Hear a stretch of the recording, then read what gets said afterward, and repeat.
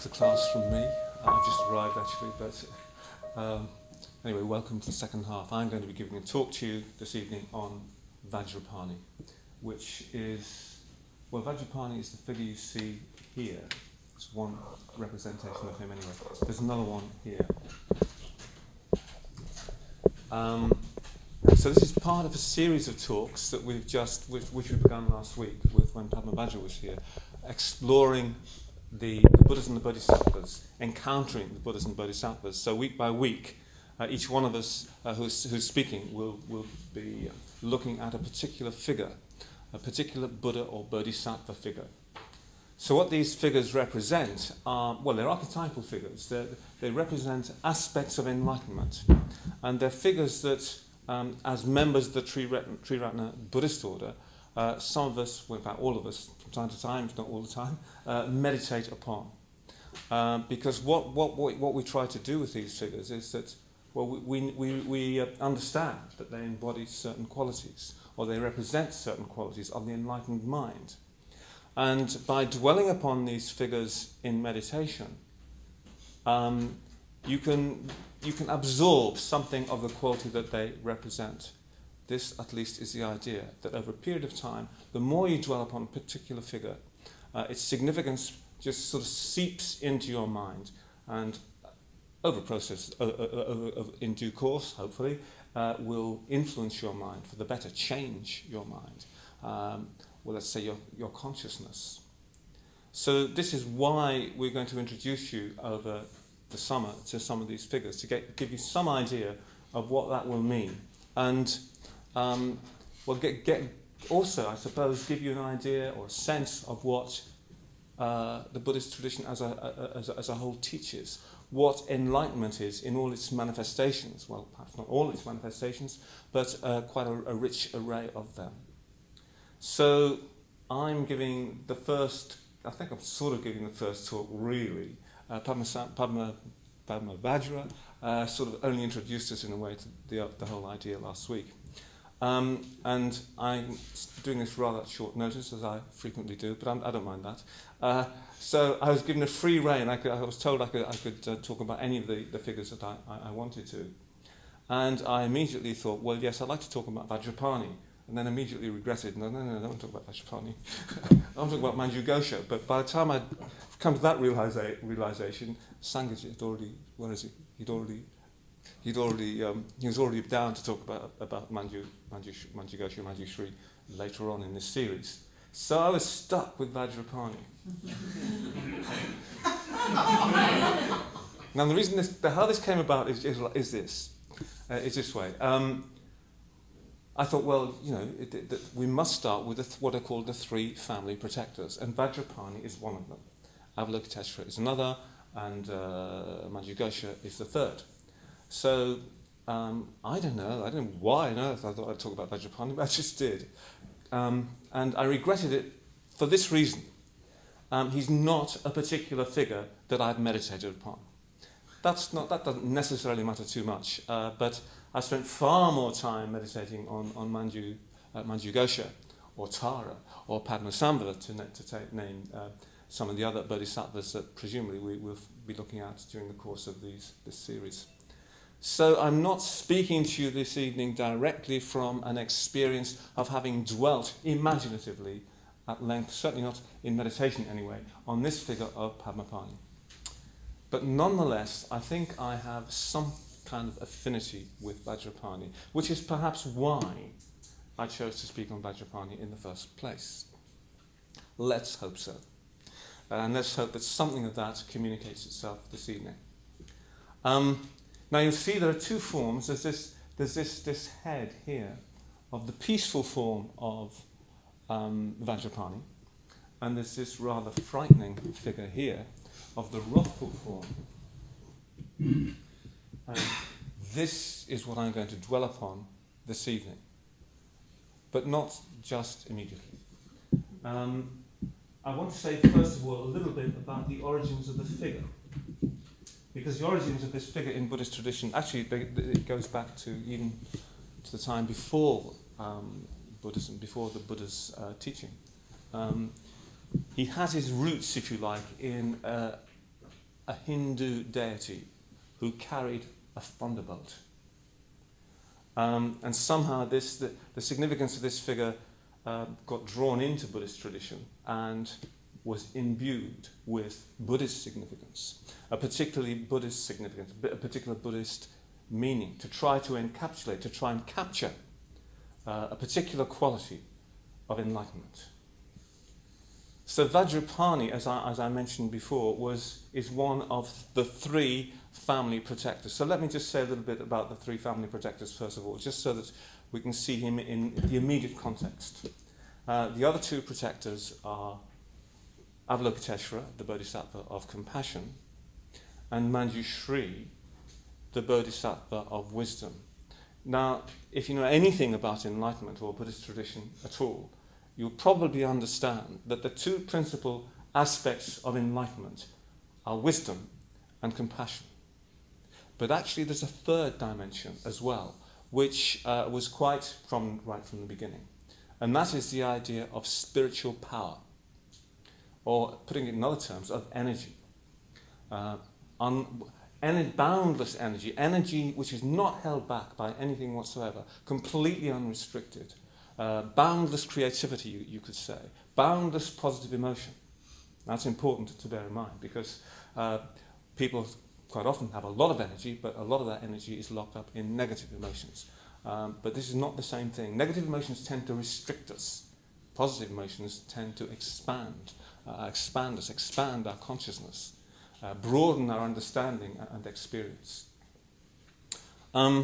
So anyway, that gives you something of the kind of some idea of the kind of context that Padmapani fits into. He's somewhere, if you like, in the middle of these two other great figures, Avalokiteshvara and Manjushri, representing wisdom and compassion. Now, when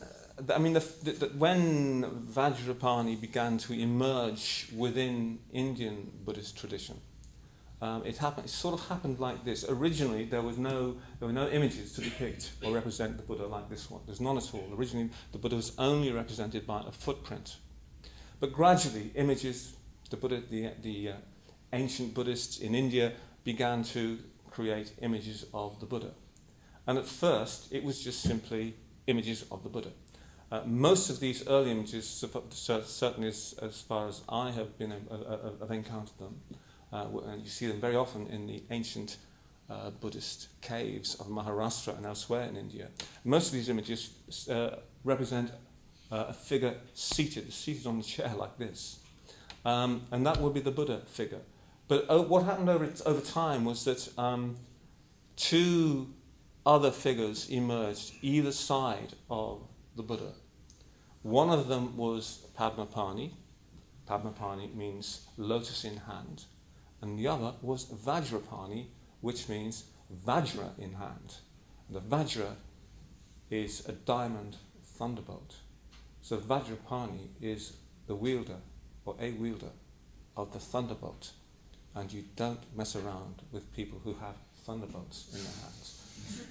Not if you're sensible anyway. So Vajrapani sat, I think, generally on the right-hand side of the Buddha, and Padmapani on the left-hand side. Padmapani is a manifestation of Avalokiteshvara.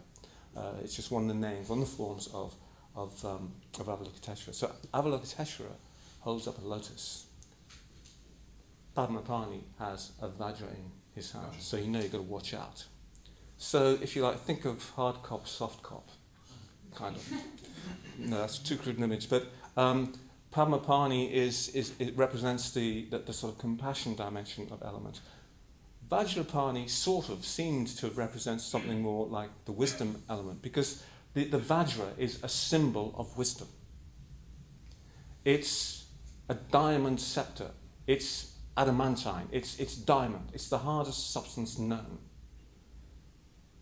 The lotus is perhaps not the softest substance known, I don't know, but it's certainly very soft by comparison with a diamond. So you get something of a feel for what these figures might represent. Anyway, eventually what happened was that Manjushri turned up on the scene, not quite sure how, but he seemed to sort of displace Vajrapani's place in the pantheon. I hope my history's not completely not wrong here, but something of that sort seems to happen. I've seen many of these images in India, in the Buddhist caves, especially in Maharashtra, where I spent a lot of time over the years. And this is what you see: the Buddha in the center, Padmapani and Vajrapani flanking the Buddha figure. They're usually carved out of the rock face within the cave, and indeed the caves themselves were carved out of the rocks. They were not natural caves. They must have invested an awful lot of money and time and labour into that, but we won't go into that this evening. So that gives you some kind of backdrop to the figure. So coming on to Vajrapani quite specifically, yes, there are two forms. There's the peaceful form, which is, like the wrathful form, a deep blue in colour. And certainly in the earliest illustrations of Vajrapani that I've seen,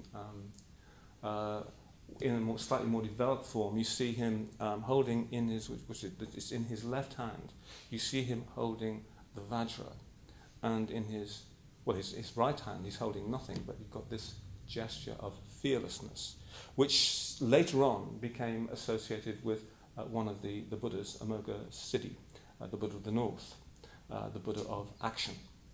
But the distinctive thing about Vajrapani is he holds the Vajra. Unfortunately, this can get very confusing because you come across a number of figures, a number of bodhisattvas who also hold the Vajra.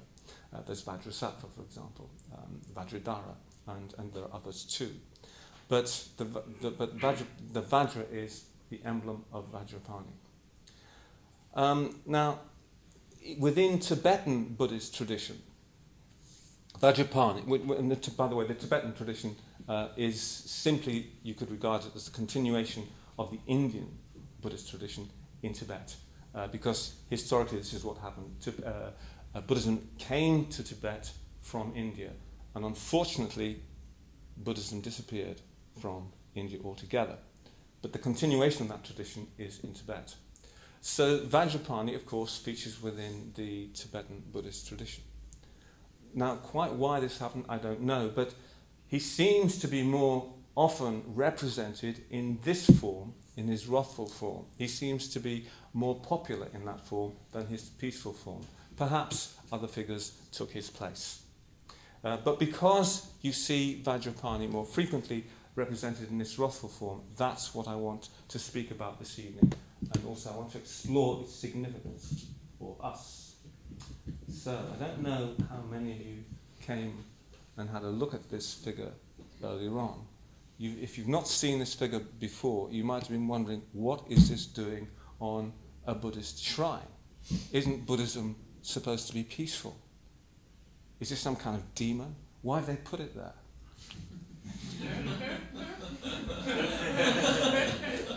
Well, watch out. There's more to Buddhism than meets the eye. And that's what I want to explore this evening. Of course, yes, Buddhism does teach non-violence, and non-harming actually.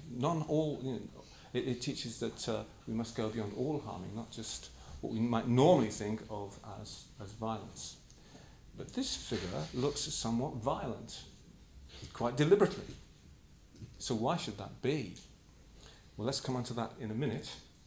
I'm just going to, for those of you at the back who can't perhaps see this very clearly, I'm just going to give you some brief description so you get an idea of what the figure might represent. I'm not going to try and explain what it represents. That might leak out a little bit. But I'd rather leave most of it to your imagination. Bearing in mind that this is a manifestation, believe it or not, of enlightenment. It's an element of what it means, if you like, to be a Buddha, a fully enlightened one. So first of all, you can see he's nice and grossly ugly. Not only that, he's got a nasty expression on his face, one of intense anger. And the look in his eyes is absolutely fierce. You wouldn't want to encounter those eyes on a dark night in a dark alley. So he's a fearsome figure, quite deliberately. And he's dark blue. You know, there's nothing very comforting about a dark colour, is there, usually? So there's that too has some kind of, that has its own significance. And you can see he's a figure of tremendous energy. He's not static, he's not sitting down, he's standing, he's almost dancing. He's got one foot raised in the air.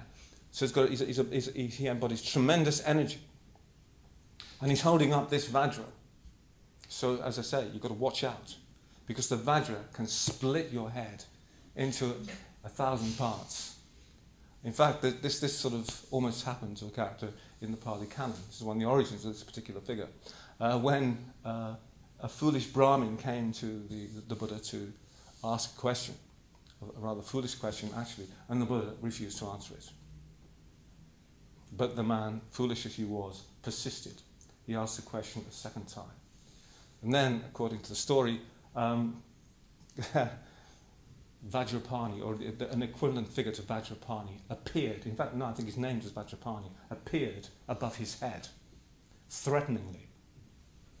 And what it said is that if you put a question to the Buddha a third time, when he's warned you he's not going to answer that question, well, Vajrapani will be there and he'll fling his thunderbolt at you, and your head will split. Violence in Buddhism, really. Anyway, so this young man, this young Brahmin, sensed that he was in a dangerous position, so he did not ask his question the third time. Thank you to Vajrapani. So Vajrapani, in a sense, is quite threatening. He has a kind of coronet, and on that coronet are 5 skulls. He also has a garland around here. You can't really, well, it's not really painted as it would be in bigger depictions, but each of these things on the garland is a skull, a human skull. And the whole figure is surrounded by fire. So there's no doubt there's some significance to that too. So that gives you a sense, a feeling of Vajrapani, what he might represent. So now I'm going to say a little bit about what he, one way of looking at what Vajrapani could mean for us. We, of course, like to think of the Buddhist life as a peaceful way of life, which indeed it is. But what this figure represents is, in a sense, a kind of eruption into that life of violence. So how could this be, given that Buddhism is a non-violent tradition, a tradition of non-harming? Well, it represents what we might call breaking through things which hold us back, those things which hold us back from enlightenment, such as, for example, negative emotions, or what we might call our psychological conditionings, breaking through the rational mind, not being constricted by that, breaking through our time sense. I mention these 4 things specifically because these are all things which get in the way of the direct experience of enlightenment, and they're accounted in a book you can buy outside called Dhamrnight, which contains the transcription of one of the most favourite lectures we had in the very, very early days of the movement, called Breaking Through into Buddhahood. And in that lecture, towards the end, and it's of course now been written down as a sort of pamphlet, well, not a small book. Right at the end of this book, Sangharakshita, who was giving this lecture at the time, the founder of Triratna, described Vajrapani. Now, when in those days, I was around in the very early days, you see, I've been around this movement a long time, since 1972. And we used to listen avidly to Sangharakshita's lectures. We absolutely loved them. But this was one of the most favourite. We listened to this time and time again on retreats, even with Bhante himself, Sangharakshita himself, present. What always used to amuse me was he would sit up cross-legged on a chair and laugh at his own jokes. Admittedly, they were pretty good jokes. But I did think I was rather strange when I first encountered him. Quite charming in its own way. So we listened to this lecture a lot, and it had a great appeal to us. Partly because I think it really spoke to us, the idea of breaking through something. Yes, we like the idea of a non-violent tradition. Of course, we like the idea of developing wisdom and compassion, but we also like this idea of tremendous energy which is very, very clearly directed towards enlightenment. Absolutely clearly focused upon that. Not going to have trouble with any obstacle whatsoever in its way. That's the kind of, that's the sort of thing that this figure represents in his wrathful aspect. So Vajrapani, we could say, represents the idea of breaking through. The things that I mentioned, but and other things too. But I want to, this evening, focus on one thing in particular. One of those four things I mentioned, which is negative emotions. I'm not going to say too much about negative emotions because that can give rise to negative emotions if one does that. We don't want to dwell on negative emotions. But nonetheless, we do need to overcome our negative emotions. All of us, in varying degrees, are affected by them. How could they not be? We live in the samsara. And the samsara is characterized by greed, hatred, and delusion. Sentient beings, you and me, are characterized by greed, hatred, and delusion. That's not the whole story, of course. These are the three fundamental poisons, the three fundamental negative emotions which Buddhism points to, which it says we must overcome. So that's the nature of the samsara. But it's our nature too. And that's because, well, it's very tempting, isn't it, to think in terms of the samsara as being something out there. Everything that's out there. But everything that's out there includes everybody in this room. It includes me too. We are manifestations of the samsara. I am the samsara as much as anything you encounter in this life is the samsara. You too are manifestations of the samsara. So the samsara is not something which is separate from you. You are manifestations of the samsara. And this figure is dedicated to breaking through the samsara into nirvana. Breaking through everything which holds us back from that realization of enlightenment. One of those things, or one of those groups of things, if you like, being negative emotions.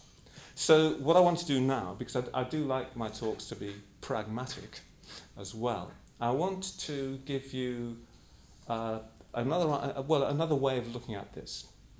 Well, first of all, let me just say one thing which is really, really important. If we're going to speak about negative emotions, we can't exactly forget about positive emotions. Positive emotions are very, very important. And the best way, the most common way, to break through negative emotions is to develop positive emotions. And we do that when we do the Metta practice, when we develop spiritual friendship, and engage in devotional practices, as we do here from time to time, etc., etc. When you go on retreat, you develop positive emotions. It's relatively easy to do that, as I'm sure many of you will know from your experience. But for all of us, I think, there are certain negative emotions which persist, which are particularly tenacious, which is very, very difficult to throw off. And I had an experience, if you like, of breaking through one of my most tenacious and recurrent negative emotions on my long solitary retreat. I was in solitary retreat for 9 months a few years back. And I reached a kind of crisis point. Because for 2 solid months, I'd been plagued on and off by anxiety and fear. And at times it was quite intense. I mean, that wasn't my experience all the time, by any means. It certainly wasn't. Not even during those 2 months. But during that 2-month period, there'd be some period in that day, in each day, when it would just crop up. And I'd have to face it. And of course, that's the last thing you want to do, usually. And the temptation is to try and get out of it somehow. But when you're completely alone, it's very difficult to get away from it, especially over a sustained period like that. What happened, to cut a long story short, was that I'd had some chest pain. And I knew perfectly well that this had nothing whatsoever to do with my heart. I knew what I'd done. I'd strained an intercostal muscle. But that was my rational mind speaking and understanding. The trouble is, lurking beneath, there's a whole range of unconscious emotions which want to get hold of that idea. Want to get hold of the experience and run off with it somewhere totally different. So, if you like, my unconscious fears took hold of this idea that maybe it wasn't actually a strained intercostal muscle, but it was a heart issue, that I had a problem with my heart. Maybe I'd had a heart attack, even though I knew perfectly well I hadn't had a heart attack. But when you're on your own like that for such a long period of time, sustained period of time, the mind plays tricks on you. And so gradually what happened was that this fear, these unconscious fears, latch on to this idea more and more and more. It was more and more difficult for me to dislodge the sort of this upsurge of unconscious feeling or emotion onto this idea. I knew I had to do it. I had sufficient insight to realise that this was crazy. This was something that this was not. This didn't match the reality. But what eventually happened for me was that I came to a kind of crisis point, because I was 4 months into a 9-month solitary retreat, and this was in danger of completely disrupting that.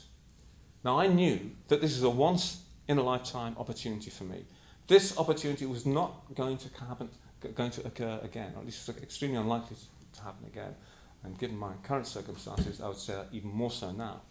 But after 4 months, I was desperate. I had to somehow resolve this. And so what I did, because I did feel so desperate, was I resolved that even if I thought that I was suffering from a life-threatening illness, I must ignore it and just get on with what I'd come to do. Having made that resolve, these fears just subsided and did not recur in the remaining 5 months. So, if you like, that was a breakthrough. It was something. I'm not saying that it was a final breakthrough all my unconscious fears. I know that's not true. But it was a significant breakthrough, and it helped me to get on with the job in hand on that occasion. But I had to be really, really firm. In other words, I was sort of violent. I was not going to let myself get away with this any longer.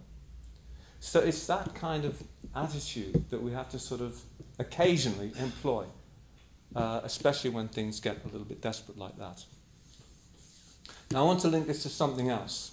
Let's say that was a heart scare I had. It was a phantom scare. It had nothing to do with my heart whatsoever. Now, as quite a few of you know, recently I was diagnosed with cancer, about 8 months ago. So I've had to live with that reality for the last 8 months. I'm just coming out of chemotherapy. So it's been something which has been a very rewarding experience, actually, but it's been a reality for me. And I've written about it. Quite some of you may have read the article that I've got on the LBC blog. But a lot of people have read that article. And a lot of my friends, of course, know that I have cancer. Hopefully it's a curable one. Probably is, but we don't know for certain. You never do quite with cancer. But anyway, we won't go to all that. But what I found that really interesting was that some of my friends and others who actually wrote to me, having read what I'd written, very much appreciating what I'd written, but several of them either wrote to me or spoke to me about what they called their cancer scares. Now, I had a distinctive dislike of this term. An instinctive, not distinctive, but, well, distinctive and instinctive, actually. I'm going to say instinctive. And I didn't know why. So what was this aversion to this idea of a cancer scare based on? And it made me think back to when I was first told that, when I first had an inkling that it might be cancer that was causing the problem that I had. My GP said, well, the blood that came out in your urine could either be, yes, it could be a kidney stone, or it could come from your prostate or from your bladder. It could be caused by a tumour. Now, when I heard her say the word tumour, I did not have a cancer scare. I didn't really think very much about it. I just thought, okay, well, we'll just have to wait and find out the results of various tests. So what then happened was that when I was diagnosed with prostate cancer, and incidentally a rather aggressive tumour, which kind of fits my character really. I would get an aggressive one, wouldn't I? Being an aggressive man, like I am. Some of you may know Subhuti. He's the president of this centre, a very, very good friend of mine. We've known each other for 45 years. Anyway, what I told him about my cancer, I said, well, it's actually it's at the aggressive end of the spectrum. It's quite serious. And he just laughed. He said, well, you would have an aggressive tumour, wouldn't you? There's something quite kind of ironic about it, really. No, I don't mind. My own attitude to it is this thing's going to kill me, or I'm going to kill it. I prefer the latter outcome than the former. But anyway, well, let's wait and see what happens. But no, where was I? Okay, yes. So I did not have a cancer scare. So when my GP, actually, she said that I'm going to refer you for suspected prostate cancer. I knew perfectly well that she was completely convinced that it was prostate cancer. It wasn't suspected. She didn't suspect anything. She knew perfectly well. She'd been there many times before. She admitted this when I saw her the next time, actually. But when she more or less diagnosed me then, way back in November, I didn't have a cancer scare, and I wasn't scared. What it did was it focused my mind. It sobered me. It made me think, okay, this is serious. What am I going to do about it? How am I going to deal with this? Now, I was able to focus my mind because I hadn't allowed a cancer scare to affect me. Now, as I say, several of my friends, several people who've written to me or spoken to me have spoken about their cancer scares. So what's a cancer scare? Well, I think a cancer scare is similar to my heart scare. It's actually the same demon, but in a different manifestation. A cancer scare, there is no such thing as a cancer scare. There is cancer and there are scares. There are unconscious fears. So the idea of a cancer scare is an abstraction. So what happens is, if you're not careful, what happens is you've got this idea about cancer, and it stimulates unconscious fear, which latches onto the idea. That's what a cancer scare is. It's got nothing to do with cancer. I've never had a cancer scare. I do have cancer. And I've experienced cancer. And when I was diagnosed, I had a direct experience of what that meant. Had I thought in terms of having a cancer scare, had that idea been part of my mental furniture, it might have been different. I think had I had that, it would certainly have hindered me. It would have gotten in the way of my immediate experience. And what Buddhism is essentially about is getting right down to immediate experience, whatever that experience might be. That's part of it anyway. So, when we think of negative emotions, well, yes, you can think of fear, you can think of hatred and anger and so on and so forth, and jealousy, all the manifestations of hatred, and greed, craving, etc., etc. And they are negative emotions. But what very often happens is that our negative emotions hide behind views. And I would say that this was a case in point. A cancer scare is a view. It's an abstraction. It has no bearing on reality whatsoever. It's a way of perceiving cancer. And now, being someone who is afflicted with cancer, one thing which has become abundantly clear to me is that there's a disproportionate fear of cancer in our society. It's become a kind of a demon for people. I remember many, many years ago, when my father was dying of an enlarged heart, his cardiologist told me, he said, look, people get very, very frightened about cancer. But he said, there's a lot we can do for cancer, but there's very little we can do for heart disease. He said, if they fear anything, it should be heart disease, not cancer.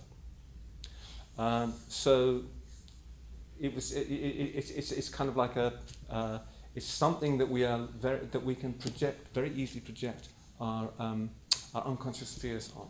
Now I'm using that as an example because it's something which has a direct bearing upon my recent experience and my recent reflection, I should say, as well. But of course we can do this in all sorts of ways. That, in other words, we can use views to mask our negative emotions. Or let's say our views that perhaps we hold quite dear, may mask negative emotions. So this means we have to look very, very closely at the views that we hold. And this is one reason why, in fact, we try to do this within Sri Ratna. It's one reason why, for example, we have study groups. It helps us to examine our views in the light of the Buddha's teaching. And this is a way in which we can, therefore, also help ourselves to overcome and break through negative emotions. So there's one particular view. It's quite a broad view, actually, which I would like to mention, which I think is endemic in our society, which probably influences the thinking of every person in this room to some degree or other, because it's just everywhere. And that is the idea that of dividing the world, in a sense, into oppressors and oppressed. So you have those who in other words, those who are responsible for the sufferings of other people, and those who suffer. This idea finds many, many different expressions. I'm not going to go into that this evening. I'll leave that for you to sort of reflect upon and work out for yourselves. But this is a dangerous view from a Buddhist point of view. So why is it dangerous? It's dangerous because if you start identifying other people as oppressors, either a group of people or individuals, then the likelihood is that it will stimulate feelings of, either mild or certainly some degree, let's say some manifestation of hatred. It's a convenient hook for us to put our hatred upon. Just as cancer is a convenient hook for our unconscious fears to latch onto. So that gives you some idea of what we're trying to work with when we encounter views, when we encounter negative emotions, when we encounter negative emotions which are manifesting as views, particular views. A wrong view, that perhaps you're not familiar with this distinction, but Buddhism distinguishes between what are called right views and wrong views. Right views are said to be in alignment with the way things are in reality. So, for example, a right view would be the idea, the view that all things are subject to impermanence. Things arise and fall. So all things are conditioned. They arise in association with certain conditions, and they cease when those conditions cease. So that would be an idea. That would be an example of a right view. They are views, or right views. They are views which are in accordance with the nature of reality. An understanding of those will help us to actually take the necessary leap of the imagination to really see what they represent. A wrong view, on the other hand, is a view which is not in accordance with how things are in reality. And wrong views are also described as the rationalizations of our unskillful mental states. So when we think in terms of breaking through negative emotions, there's this dimension to it as well. And I think it's particularly appropriate to mention this in relation to Vajrapani, because he's the wielder of the thunderbolt. And the thunderbolt represents, or is a symbol of wisdom. And it's wisdom which in the end cuts through, breaks through our wrong views, of whatsoever kind. Right. Perhaps I will pause now and open up to you for questions. Maybe that's enough to start with for one evening. So I hope that's given you some idea of what Vajrapani, certainly in his wrathful form, represents. I mean, there's much more than that, of course. I mean, talking about a particular bodhisattva, there's so much that one could say. I've chosen to focus on one particular element, let's say. Yeah. Is he a bit of a demon slayer? Is that what you're saying? Is he slaying a demon? I think there is that dimension to him. He has a particular mudra, which I think is associated with casting out demons. But we take these things not in the Christian sense, but in a Buddhist sense. Fundamentally, it means undermining everything which is holding us back from enlightenment. That's what demons really are. But it's important to bear in mind that and you see this time and time again in Buddhist tradition with different Buddhist teachers, especially someone like Milarepa and Padmasambhava, they don't kill the demons, they convert them. They bring them on board. Now, what this... yes? Yeah, in other words, Cool. Yeah, they harness the energy. They harness the energy that they manifest so that it supports the Dharma rather than works against it or destroys it. Yeah. Which is interesting and significant for us too, because, for instance, I am an aggressive man. I've been aggressive all my life. I'm going to die aggressive. I've even got an aggressive cancer tumour. That's part of my character, for better or worse. And I've been like that all my life, really. I tend to confront life. I tend to go head on with things. And that's a tremendous quality, but it's also a dangerous one. It has to be carefully handled, as was pointed out to me by my beloved teacher when I was much younger. Devamitra, you're rather aggressive. He said, it's a great quality, but it needs careful handling. It needs a lot of... It's difficult to deal with, but it's a great asset. And it's really important not to forget that. What is aggressive in me can manifest positively in creativity, and just energy, hopefully in the pursuit of the good. So it's that sort of thing. So when we speak of Buddhism as being a non-violent tradition, well, that is true, but don't forget there's this other dimension too.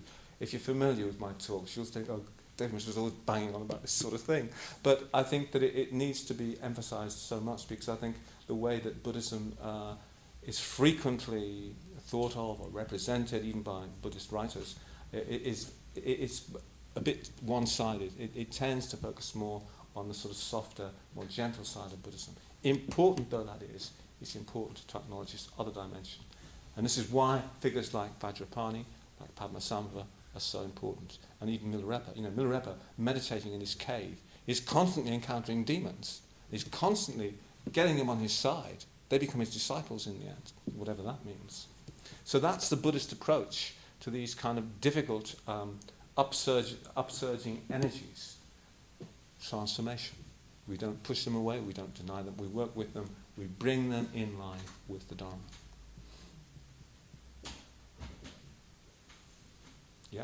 With what you were saying about negative emotion and view, where does craving fit in with that? Because that's kind of a feeling, but then it's also a view as well. If, say, you're a comfort eater or something like that. Yes. Oh, well, there's a view there, isn't there? That eating is going to make you feel better. Yeah. And it does temporarily, but it won't sustain it, will it? No. And if you eat too much, it'll make you miserable. Yeah. You get bellyache. Mm-hmm. Yeah. Or you get fat, or whatever. Mm-hmm. But yes, there's a view. The view is that that's going to make me feel better. Yeah. And it's sort of true, but it isn't in the longer term. It will destroy you. I mean, some people eat themselves to death. They eat so much that eventually it causes them so many health problems. Effectively, what they've done. I mean, they might die of diabetes or whatever, but it's actually the fact that they've eaten too much, or they've become addicted to food, so they can't stop. So yeah, there is a view there. We attach all sorts of views to our unskillful mental states, views which perhaps we want to have to help us feel that, well, yes, this attitude is okay. But you have to dig beneath that, try to see where it's coming from. And if it is coming from negative emotion, then you have to deal with that. Yes? So I like what you said about the almost killing the bad view. But breaking through, really. Breaking through, right. Yeah, so I think I've done exactly the same thing. And I think it was positive. But could there be almost, if you get the wrong end of the stick almost, and you use that energy to break something that maybe is good? Well, that would be a danger, wouldn't it? Yeah. That you actually create harm rather than good. And that calls for clarity of thinking, clarity of mind, ultimately for wisdom.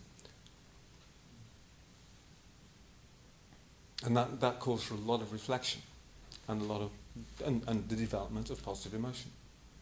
So I think this all has to be understood in the broader context of the Metabhavana practice, and acting in accordance with the precepts, non-harming, and so on and so forth. But yes, you don't. That's the danger with this kind of aggressive energy. It can be destructive. It can be very violent. It can cause a lot of suffering. And of course, you don't want that. You want the opposite. But you do need. But it's important that we try to acknowledge that if it's part of us, and harness that energy to our pursuit of enlightenment. Yes. So did it feel like a positive thing when you did it with the heart, or did it feel more aggressive when you did it and kind of negative? Well, I was desperate. Yeah. And it was a very forceful action. I mean, I spoke out loud. I can't remember what I said to myself. I said something like, "This has got to stop. I don't care. Even if you think that you've got a life-threatening illness, you must just get on and do what you come here to do." You know, I was desperate because I felt I was wasting my time. I didn't want to waste my time. I knew I'd never get this opportunity again. It was a once-in-a-lifetime opportunity. I must take full advantage of it. So yes, it was kind of violent in its own way, but it worked. I mean, sometimes, of course, that kind of approach is not always going to work, and it may not work for everybody, but it's what I needed. But maybe that's partly also reflects my particular temperament.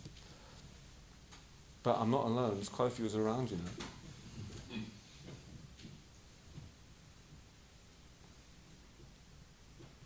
Yeah? With what you said about the oppressor and the oppressed, I agree that like hatred isn't a useful way to tackle these situations. But then how would you tackle situations like that in like a real life context where I know it's not good to view it as an oppressor or an oppressed, but say if there is someone being oppressed or a group of people being oppressed, how would you then tackle that situation? Well, it would depend very much on the situation itself. But let me give you an example. I spent quite a bit of time in India because, as you may know, we have many centres over there. I've done a lot of teaching in India over the years. And nearly everybody involved in our movement in India comes from the Dalit community. And Dalit actually means literally oppressed people. And what they're oppressed by is the Hindu caste system, because they're right at the bottom of that caste system. They were in terms of caste, they're untouchables. And that was a truly oppressive social system, quite an extreme one. So clearly, I would say the Dalits were oppressed, not just for a few decades or even for a century or two, but for millennia. I mean, Dr. Ambedkar, their great sort of hero, the great hero who rose out of that community, described untouchability as a condition worse than slavery. So yes, there are people who are genuinely, deeply oppressed in that way. So my response to that is to try to do what the little bit that I can to help them. They turned to Buddhism through Dr. Ambedkar's leadership he converted to Buddhism in 1956, a long time ago now. But he's a great figure for them. And so many of his community followed suit. There are now millions of Buddhists in India who come from that particular community. So we have centres in India where we exploit this, if you like. We try to give them a better understanding of the Dharma. We try to teach them how to practice the Dharma. And we have many Indian order members. Some of you may have seen some of them or met some of them even. So that is my response, but give them what they most need. But I think coming back to the idea of the view of oppressor and oppressed, I think it's one you've got to be very, very careful of, because it can so easily flip over into to hatred of those who are identified as the oppressors. But let's take a slightly different view on this. Buddhism also does speak about oppression in its own particular way.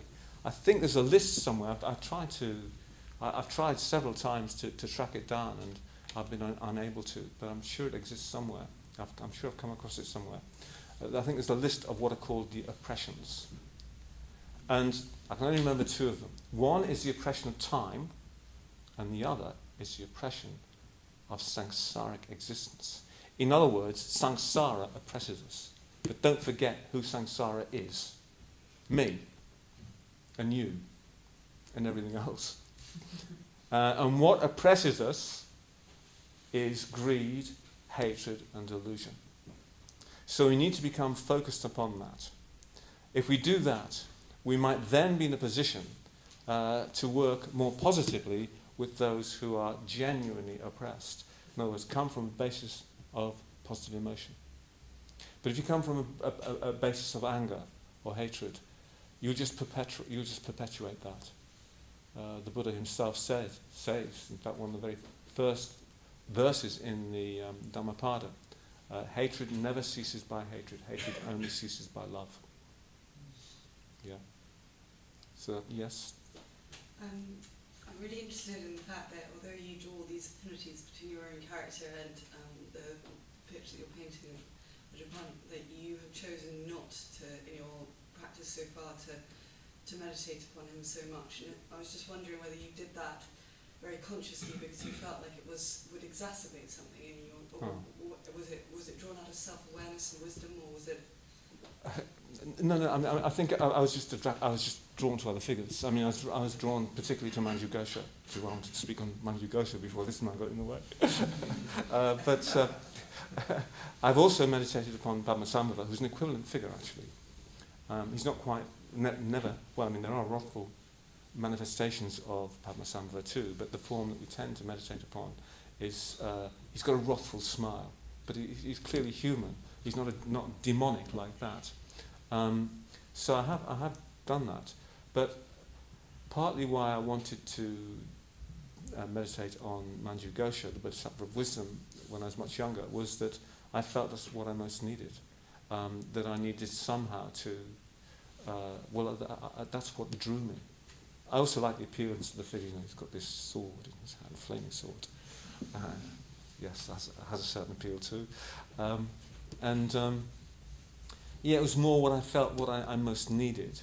And then later on, I meditated on Tara, who is the female bodhisattva form, who is the quintessence of compassion. So, you know, you had sort of, in a way, energy, an equivalent figure to Vajrapani, represented by Padmasambhava. You have compassion, represented by Tara, the quintessence of compassion, as it even, and Manju Gosha, the bodhisattva of wisdom. So it's like over many years, it was kind of like a balancing out of what I most need. Well, all of the three principal qualities of enlightenment. So, but specifically to Vajrapani as a manifestation of spiritual power or of energy, I never felt that drawn to as more Padmasambhava. And I think this figure of Vajrapani within the context of Triratna has kind of suffered because of Padmasambhava, who's hugely popular. Yeah, because Padmasambhava was a historic figure. He was responsible for establishing. He was an Indian tantric master who was responsible for establishing Buddhism in Tibet, and so there's a certain kind of romantic appeal to that. Yeah. And he meditated in cremation grounds and that sort of thing.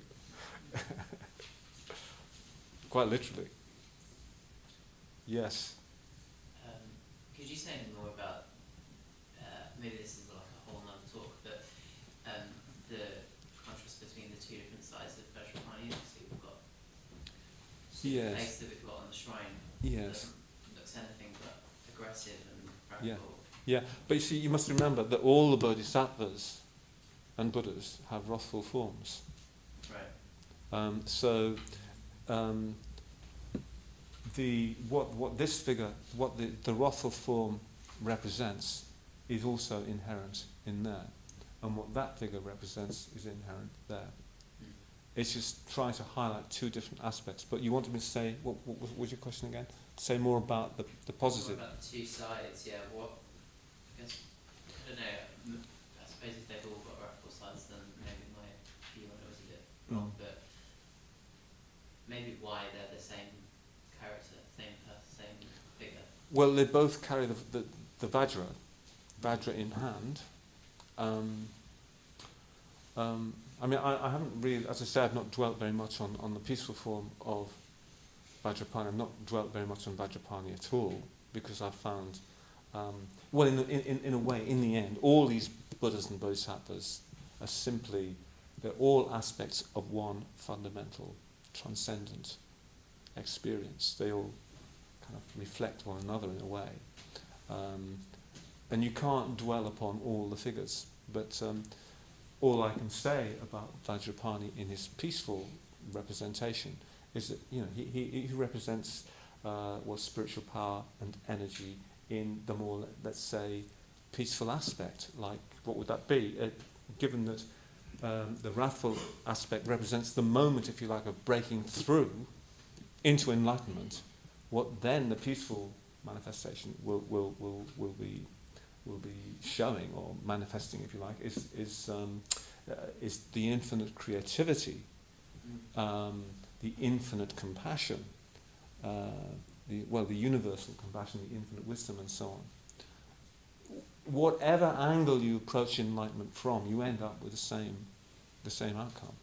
They're just different ways of looking at the same, or trying to drive us towards the same ultimate experience of enlightenment, if we may speak of enlightenment as an experience, which Sangharakshita would argue you can't. But anyway, limitations of language. But do you see?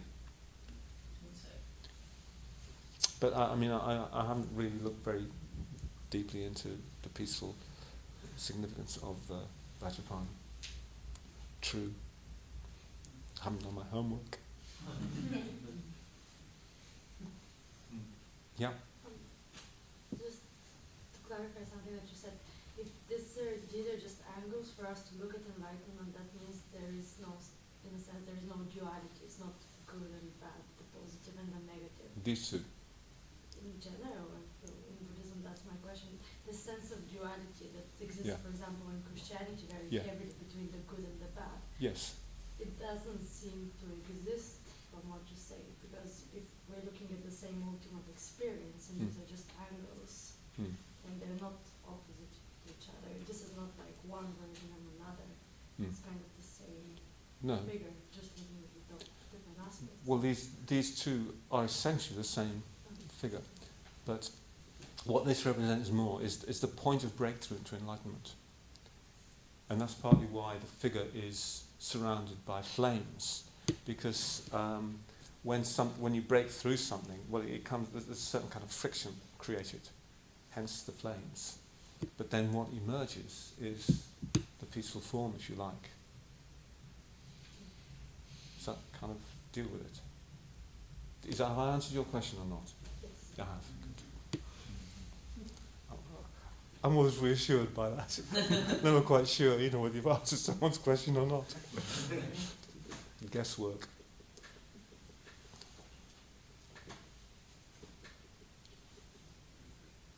Any more questions? Or is that it for tonight?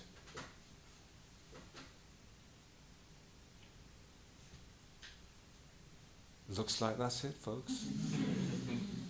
Good night and good luck.